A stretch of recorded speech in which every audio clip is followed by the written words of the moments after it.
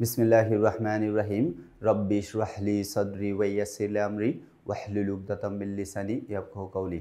প্রিয় শিক্ষার্থী বন্ধুরা, আমি মোহাম্মদ মানিক রতন আবারও হাজির হয়ে গেলাম আমার লেখা ইজি ইংলিশ গ্রামার বইয়ের আরও একটি সলিউশন ক্লাস নিয়ে। আজকের এই পর্বে আমি কমপ্লেক্স বাক্যকে কিভাবে সহজে কম্পাউন্ডে রূপান্তর করা যায় ইনশাল্লাহ আমরা খুব সহজেই শিখে নেব। সো কলিজার ভাই বোন, আমরা যদি এখানে দেখি রুল নাম্বার 1-এ কমপ্লেক্স বাক্যে বলছে হোয়েন যুক্ত বাক্য থাকলে, অর্থাৎ হোয়েন যুক্ত বাক্য থাকতে হবে দুইটা, এটা কমপ্লেক্স বাক্য। তাহলে কম্পাউন্ডে রূপান্তরের নিয়ম কি? Subordinate clause plus and plus main clause. Note 1, দুটি ক্লজের সাবজেক্ট সেম থাকলে কম্পাউন্ড সেন্টেন্সে এন্ড এর পর সাবজেক্ট উল্লেখ করতে হয় না, মনে রাখেন। নোট 2, সাব ক্লজ মানে সাবঅর্ডিনেট ক্লজ আর সাব মানে সাবজেক্ট। আচ্ছা, এক্সাম্পলের মাধ্যমে আমরা এটা শিখে নিই। এখানে লেখা আছে কলিজার ভাই বোন, দেখেন খুব মনোযোগ দিয়ে খেয়াল করেন। When we played well we won the match. তাহলে উই প্লেড ওয়েল এটা একটা clause, we won the match এটার একটা ক্লজ। তো উই প্লেড ওয়েল এর পূর্বে ওয়েন আছে, এই জন্য এটাকে বলবো subordinate clause. We won the match এটাকে বলবো মেইন ক্লজ। কম্পাউন্ডের রূপান্তরে যাই, আমরা বলছি যে সাবঅর্ডিনেট ক্লজটাকে প্রথমে লিখতে হবে। তাহলে সাবঅর্ডিনেট ক্লজ লেখা আছে উই প্লেড ওয়েল, এটা হচ্ছে সাবঅর্ডিনেট ক্লজ, লিখলাম। এরপরে এই যে কমা এর পরিবর্তে অ্যান্ড লিখতে হবে। কি লিখতে হবে? অ্যান্ড লিখতে হবে। আমি লিখলাম অ্যান্ড, ভালো কথা, অ্যান্ড লিখলাম। এরপরে বলছে মেইন ক্লজ লিখতে হবে। কি লিখতে হবে?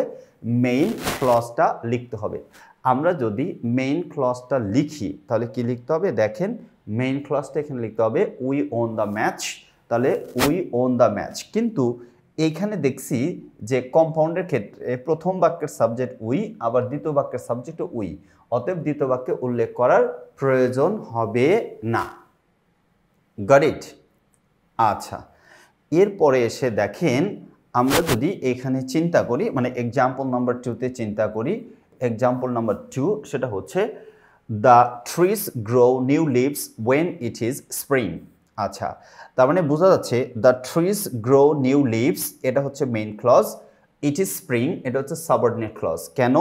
দেখেন, ইট ইজ স্প্রিং এটা সাবঅর্ডিনেট ক্লজ হওয়ার কারণ ইট ইজ স্প্রিং এর আগে ওয়েন আছে, এগুলাকে বলা হয় ক্লজ মার্কার। এই ওয়েনটাকে কি বলা হয়? Clause marker. এগুলো যে বাক্যের পূর্বে থাকবে সেটাকেই বলা হবে সাবঅর্ডিনেট ক্লজ।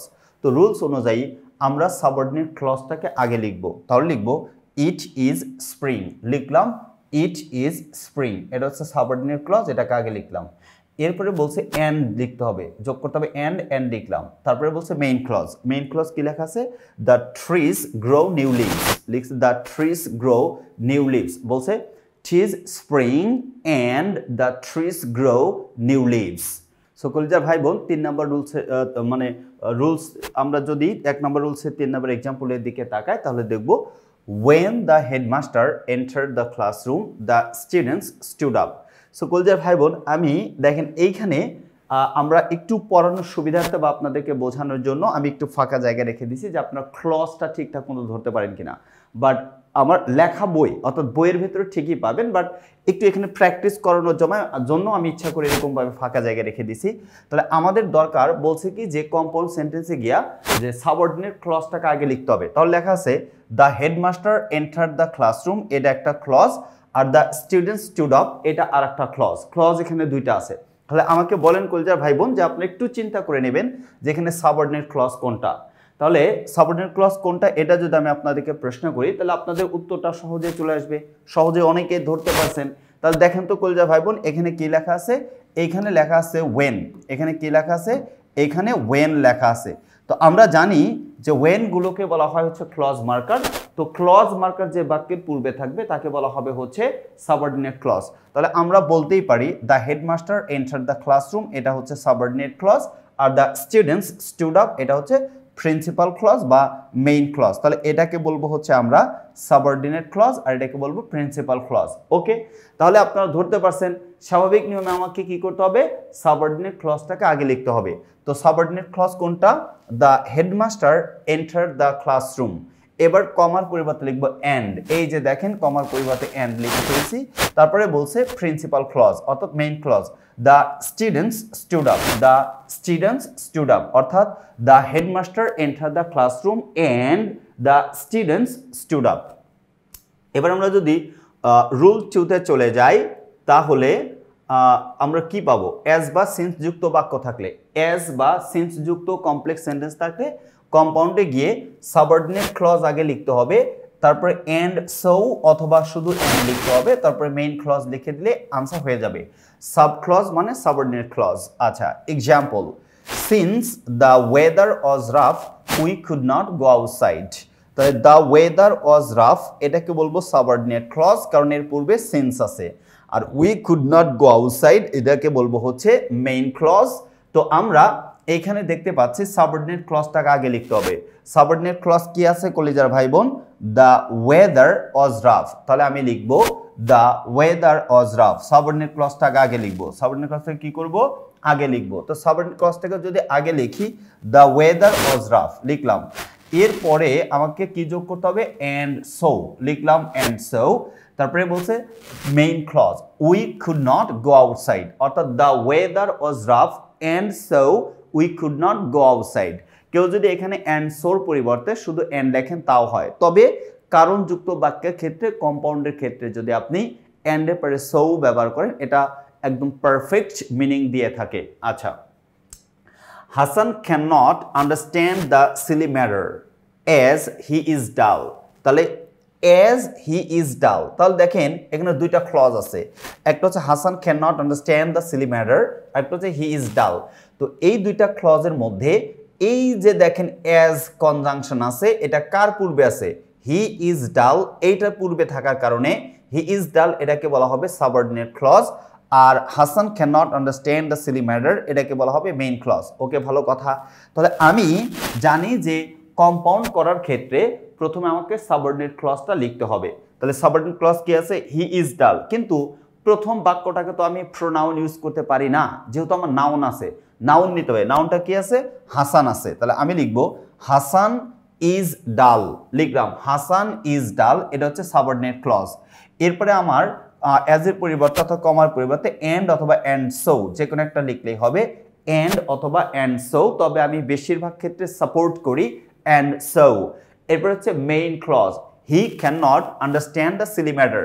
মেইন ক্লজে কিন্তু হাসান আছে, কিন্তু আমরা যখন সাবঅর্ডিনেট ক্লজ মানে বানায়া হাসানকে নাউন হিসেবে হাসান ব্যবহার করছি, অর্থাৎ নাম ব্যবহার করে ফেলছি, তো হাসান তো আবার দ্বিতীয় বাক্যে লিখতে পারি না, ওইখানে লিখতে হবে প্রোনাউন, অর্থাৎ নাউনের পরিবর্তে pronoun. Okay, last example number 3, as Ayman was meritorious he made a brilliant result।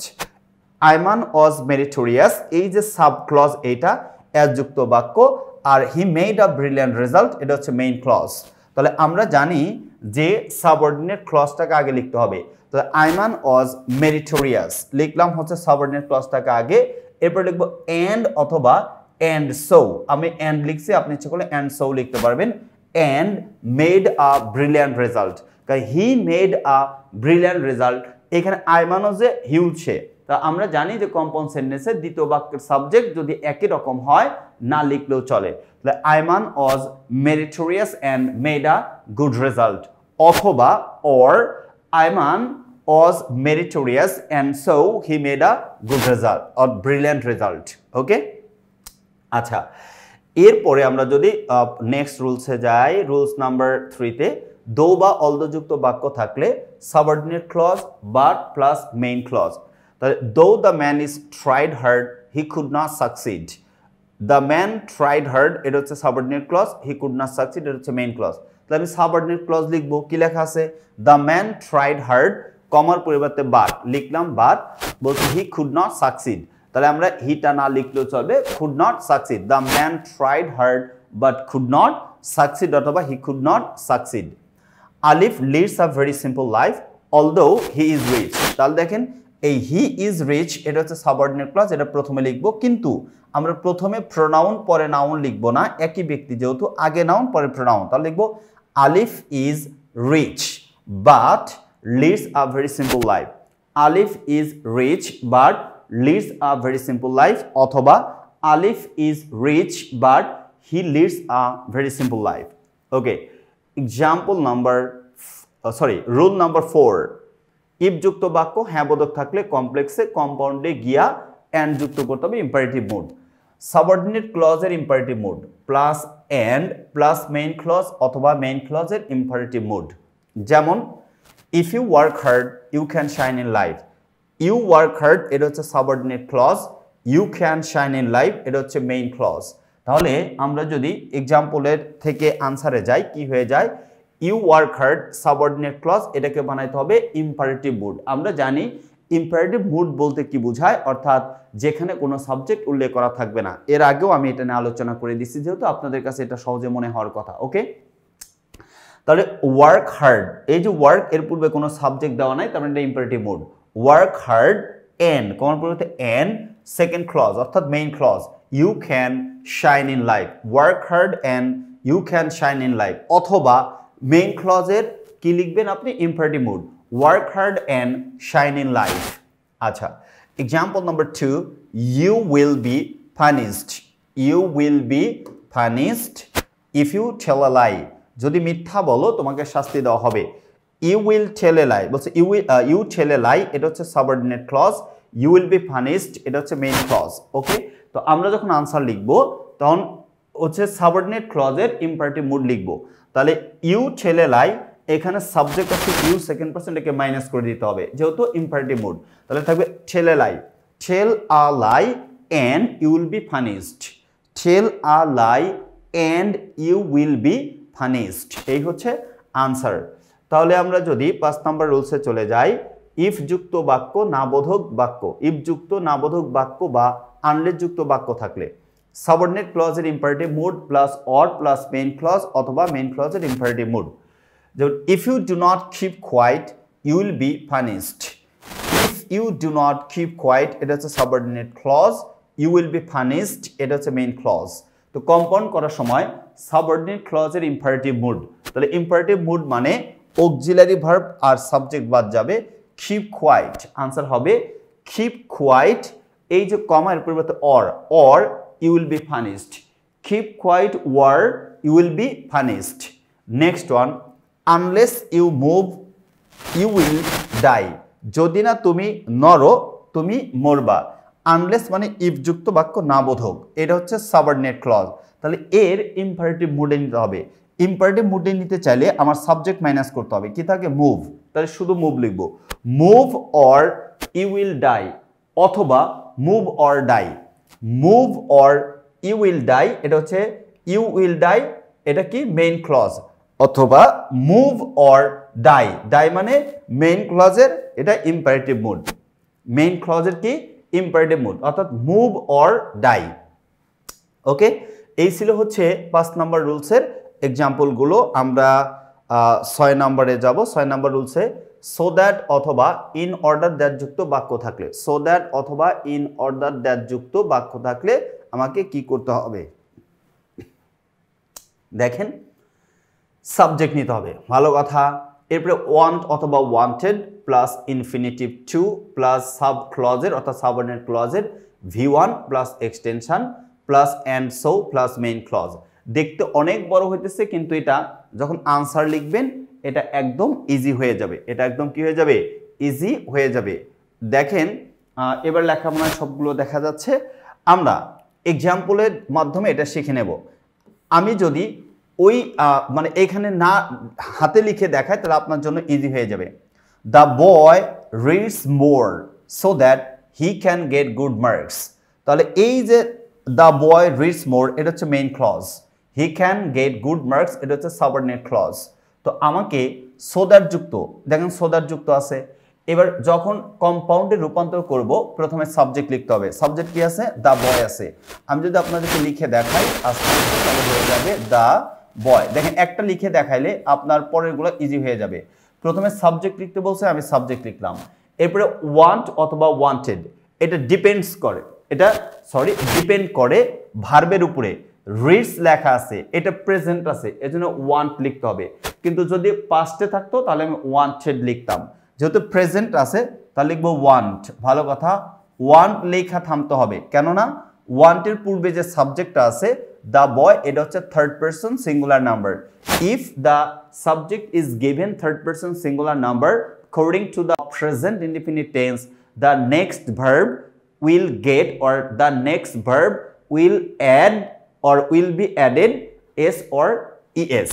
তার মানে the boy wants, okay, the boy wants, এরপর বলছে to, তার মানে আমি লিখব to, ভালো কথা। সো দ্যাটের পরিবর্তে কি লিখতে হবে? টু লিখতে হবে। সো দ্যাটের পরিবর্তে কি লিখতে হবে? টু লিখতে হবে। এরপরে বলছে সাবঅর্ডিনেট ক্লজের V1 থেকে শেষ পর্যন্ত, তাহলে সাবঅর্ডিনেট ক্লজের V1 কি? এই যে গেট, তার মানে the boy wants to get good marks, get good marks, and so main clause কি আছে? বলছে দ্য বয় রিডস মোর, তা লিখবো দ্য বয়তে একবার লিখছি, তা লিখবো হি রিডস মোর। এখন যারা একটু দুর্বল তারা মনে মনে ভাবেন কলিজা ভাই এখানে তো মেইন ক্লজে দ্য বয় আছে, তো আপনি হি লিখলেন কেন? এই যে দ্য বয় যে একবার লিখছি, তো প্রোনাউন, তো নাউনের পরিবর্তে ওয়ার্ড ব্যবহার করতে হবে প্রোনাউন, বুঝতে পারছেন কিনা?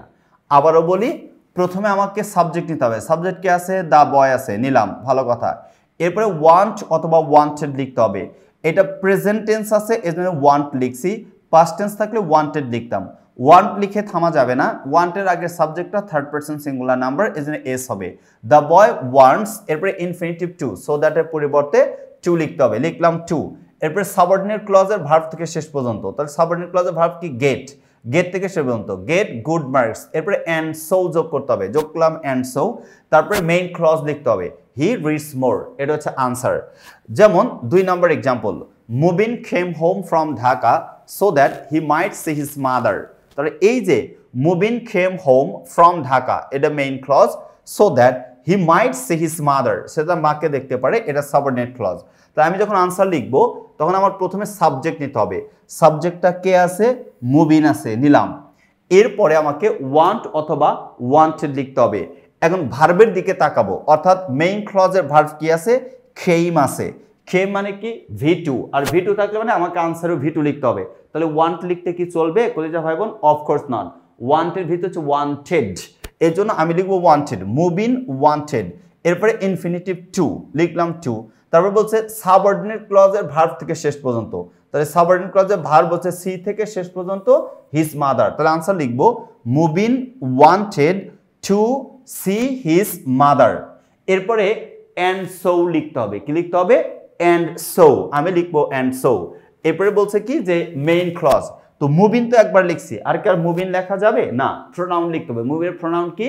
হি, তাহলে হি কেম হোম ফ্রম ঢাকা, অর্থাৎ Mubin wanted to see his mother and so he came from Dhaka, বলছে he came home from Dhaka। এই হচ্ছে answer. Example number 3, the students go to the library in order that they can gather knowledge। এই যে যার নাম so that, তারই নাম in order that, একই কথা, so that এবং in order that। তাহলে আমরা প্রথমে সাবজেক্ট নিব। সাবজেক্ট কি আছে? the students, নিলাম। এরপরে ওয়ান্ট অথবা ওয়ান্টেড, তো এইখানে ভার্ব দেওয়া আছে গো, প্রেজেন্ট টেন্স আছে, তো আমি ওয়ান্ট লিখবো।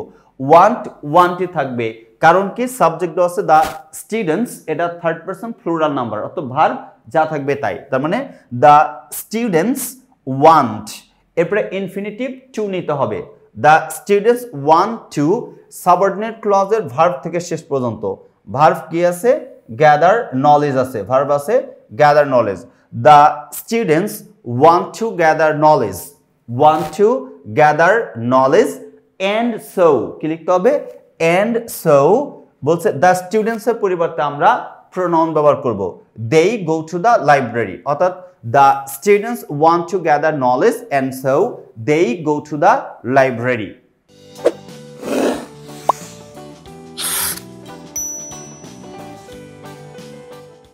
ওকে, এক্সাম্পল নাম্বার 7 এর দিকে যদি আমরা তাকাই তাহলে দেখতে পাবো সো ডট ডট দ্যাট যুক্ত বাক্য থাকলে, অর্থাৎ সো দ্যাট না, সো ডট ডট দ্যাট যুক্ত বাক্য থাকলে সেটাকে আমরা কিভাবে পরিবর্তন করব। আচ্ছা, এখানে দেখেন সো এর পরিবর্তে ভেরি এবং দ্যাট এর পরিবর্তে অ্যান্ড বসে, আর কোনো পরিবর্তন হয় না। অর্থাৎ বা সো যেখানে থাকবে এর পরিবর্তে ভেরি লিখবো, দ্যাট যেখানে থাকবে এর পরিবর্তে অ্যান্ড লিখবো, আর কোনো পরিবর্তন হবে না। যেমন the water was so cold that the sailors could not drink it. The water was so cold that, so dot dot that আছে। এবার কম্পাউন্ড করার সময় আমরা কি করব, দ্য ওয়াটার ওয়াজ, সো এর পরিবর্তে ভেরি, তাহলে সো এর পরিবর্তে কি লিখলাম, ভেরি। দ্য ওয়াটার ওয়াজ, এখানে দেওয়া আছে সো, আমরা লিখলাম হচ্ছে ভেরি, সো এর পরিবর্তে আমরা কি লিখলাম, ভেরি লিখলাম। তাহলে আমাদের মাথায় রাখতে হবে সো এর পরিবর্তে ভেরি হয়। ওকে, ঠিক আছে। ভেরি কোল্ড, অ্যান্ড দ্যাট এর পরিবর্তে অ্যান্ড ব্যবহার করতে হবে, and the sailors couldn't drink it, অর্থাৎ the water was, so the water was very cold and the sailors couldn't drink it. Example number 2, Rakib is so dishonest that he cannot speak the truth. The Rakib is very dishonest and he cannot speak the truth. Example number 3, একই ভাবে the problem was so আছে, so পরিবর্তে very লিখবো, the problem was very hard, the problem was very hard। এই যে that এর পরিবর্তে কি লিখবো, and the arbitrators could not solve it, অর্থাৎ the problem was very hard and the arbitrators could not solve it। arbitrators মানে গ্রাম্য মাতব্বরদেরকে arbitrators বলা হয়। সব সমস্যা অনেক বেশি কঠিন ছিল, জটিল ছিল, তাই মাতব্বররা এটা সমাধান করতে পারলেন না।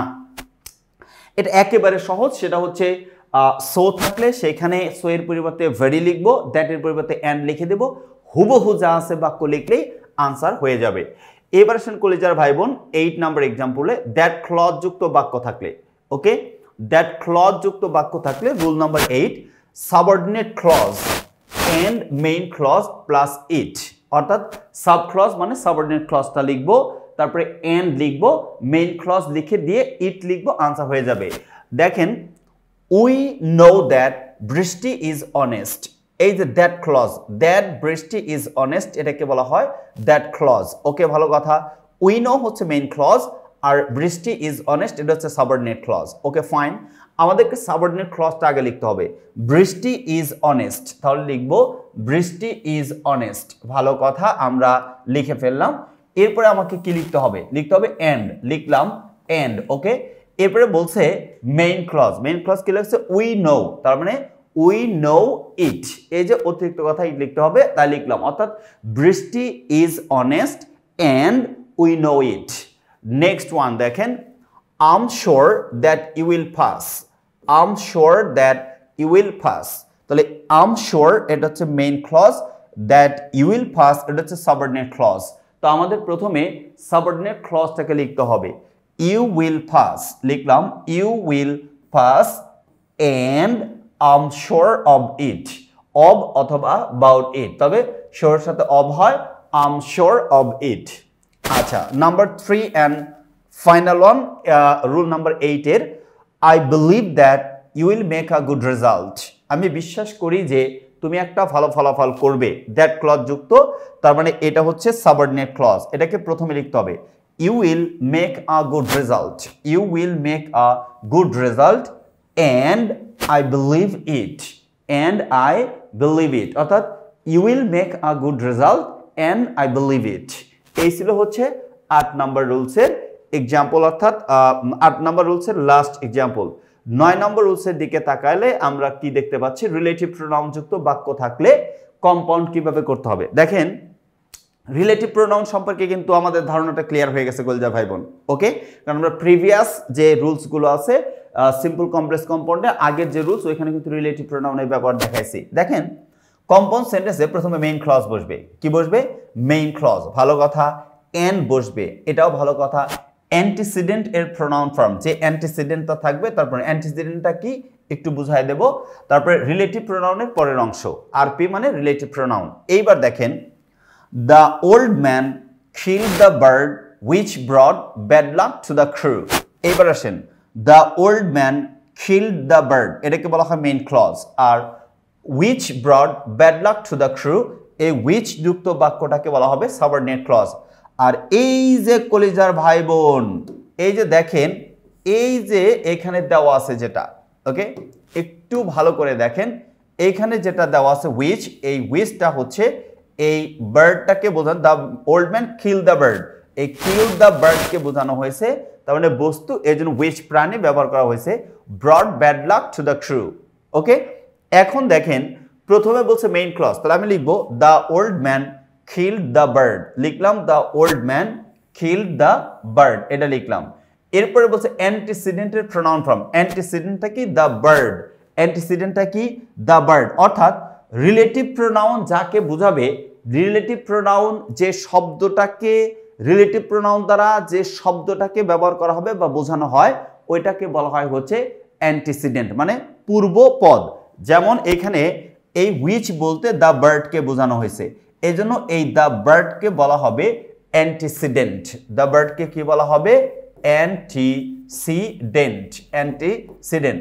যেমন আমি বললাম দ্য ম্যান হু, এখানে লিখলাম দ্য ম্যান হু লিখলাম। দেখেন কলজা ভাই বোন, এই হু হচ্ছে রিলেটিভ প্রোনাউন, আর এই দ্য ম্যানটাকে বলা হয় হচ্ছে অ্যান্টিসিডেন্ট, অর্থাৎ রিলেটিভ প্রোনাউন যে শব্দটাকে, রিলেটিভ প্রোনাউন দ্বারা যে শব্দটাকে বোঝানো হয়, ওই পূর্বের শব্দটাকে বলা হয়, অর্থাৎ রিলেটিভ প্রোনাউনের পূর্বের যে শব্দটাকে বোঝানো হয়, এই শব্দটাকে বলা হয় অ্যান্টিসিডেন্ট। হোপসো অ্যান্টিসিডেন্ট আপনারা বুঝতে পারছেন।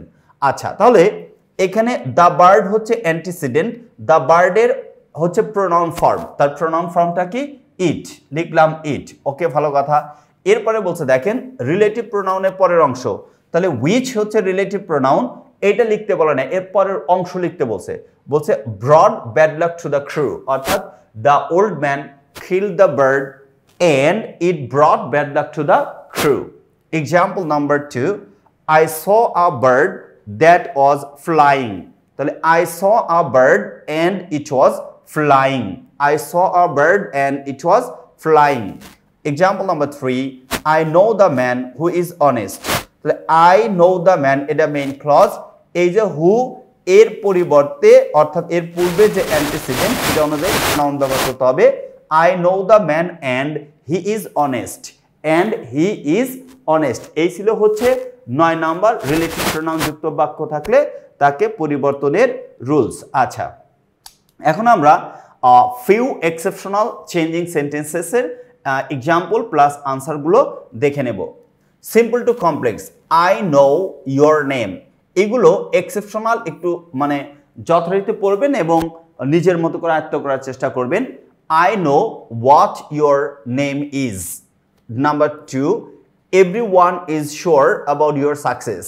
Everyone is sure that you will succeed. I prayed for your recovery. I prayed that you might recover. Number 4, the boy admitted his guilt. ছেলেটা তার নিজের দোষ স্বীকার করলো। The boy admitted that he was guilty. Number 5, we went to school by a rickshaw to avoid missing the first class. We went to school by a rickshaw lest we should or might miss the first class. Number 6, she speaks like a leader. She speaks as if she were a leader. She speaks as if she were a leader. বলতেছে she speaks like a leader, সে একজন নেতার মতো কথা বলে। এখন এটাকে complex করতে বললে সিম্পল থেকে বলতে দুইটা বাক্য লাগবে। আমি বলতেছি she speaks, সে এমন ভাবে কথা বলে as if যেন she were a leader, সে একজন নেতা। আচ্ছা,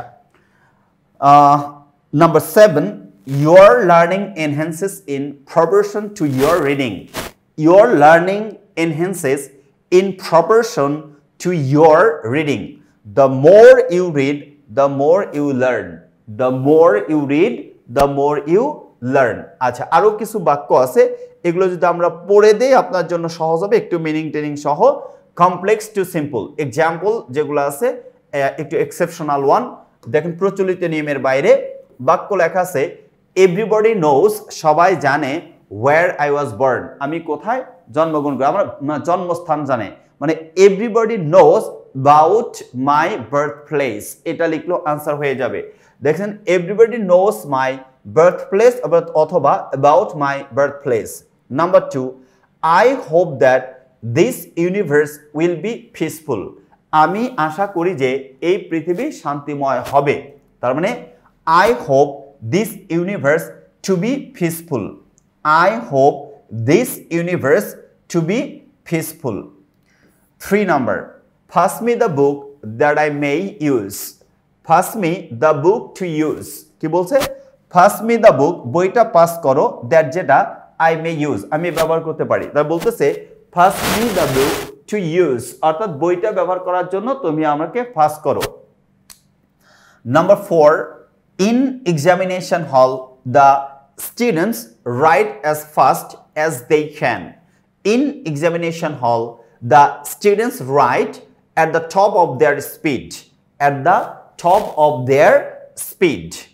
Simple to compound, অর্থাৎ সিম্পল বাক্যকে আমরা কিভাবে কম্পাউন্ডে রূপান্তর করব। ওকে, আচ্ছা, এবার আমরা দেখি দেওয়া আছে সিম্পল টু কম্পাউন্ডে number 1, he kept his promise, মানে সে তার কথা রাখলো। he not only made a promise but also kept it, অর্থাৎ সে শুধুমাত্র মানে প্রমিসই করলো না, প্রতিজ্ঞাই করলো না, সেটা রাখলো। not only but also, he not only made a promise but also kept it. Number 2, besides giving me money, he helped me with food. It is not only but also, he gave me not only money but also food. Number 3 and final one, we must read attentively to pass the examination. So we want to pass the examination and so we must read attentively. দেখেন বলছে we want to pass the examination and so we must read attentively. এটা exceptional না, রুলসের মধ্যেও পড়ে এই শেষের 2-3টা, but just একটু exceptional সেন্টেন্সের মতো দেখতে এবং এগুলো প্রচলিত রুলসের বাহিরে বা বিরুদ্ধে কিছু নিয়ম পালন করে, যার জন্য সিম্পল টু কম্পাউন্ডের কিছু বাক্য দেওয়া হয়েছে। হোয়াট এভার ইট ইজ, এই ছিল হচ্ছে কলিজার ভাই বোন প্রচলিত রুলসের বাহিরে গিয়ে আমি সিম্পল কমপ্লেক্স কম্পাউন্ডের যে রুলসগুলো দেখানোর চেষ্টা করেছি। আপনারা অবশ্যই আমার লেখা ইজি ইংলিশ গ্রামার বইটা আপনি সংগ্রহ করলেই বুঝতে পারবেন আমি কেন বারবার এত জোর দিয়ে কথা বলছি যে আপনার যারা 2026 এসএসসি ব্যাচের যাদের টার্গেট 100 আউট অফ 100, ইনশাল্লাহ তারা অবশ্যই বইটা সংগ্রহ করবেন। সাথে যাদের যেমন টার্গেট, যারা অনেক বেশি মানে উইক, একেবারে উইক, তাদের জন্য এই বইটা পারফেক্ট। যারা মিডল ক্লাস টাইপের স্টুডেন্ট, যারা একটু ধরেন 60+70 মধ্যে নাম্বারের মধ্যে ঘোরাফেরা করতেছেন, তাদের জন্য পারফেক্ট। যারা 80 পেতে চান তাদের জন্য পারফেক্ট। যারা 90+ পেতে চান তাদের জন্য পারফেক্ট। এবং যারা একদম টপ লেভেলের স্টুডেন্ট, যাদের target 100 out of 100, believe me or not, you just can collect my book Easy English Grammar that can help you to get 100 out of 100. Okay, and you will get a great opportunity in Bangladesh. Is the first time, for the first time in Bangladesh, you will not get it ever. Okay, that is to kill 2 birds by 1 stone. I mean, if you collect this book or if you buy this book, you will get a teacher free. That means each and every grammar point or focus where you will get QR code, and if you have any problem, don't forget to scan the QR code and I will be there with your answer. So why are you being late? Don't be late, just rush to the place and collect my book Easy English Grammar. That's all. Assalamu alaikum wa rahmatullahi wa barakatuh.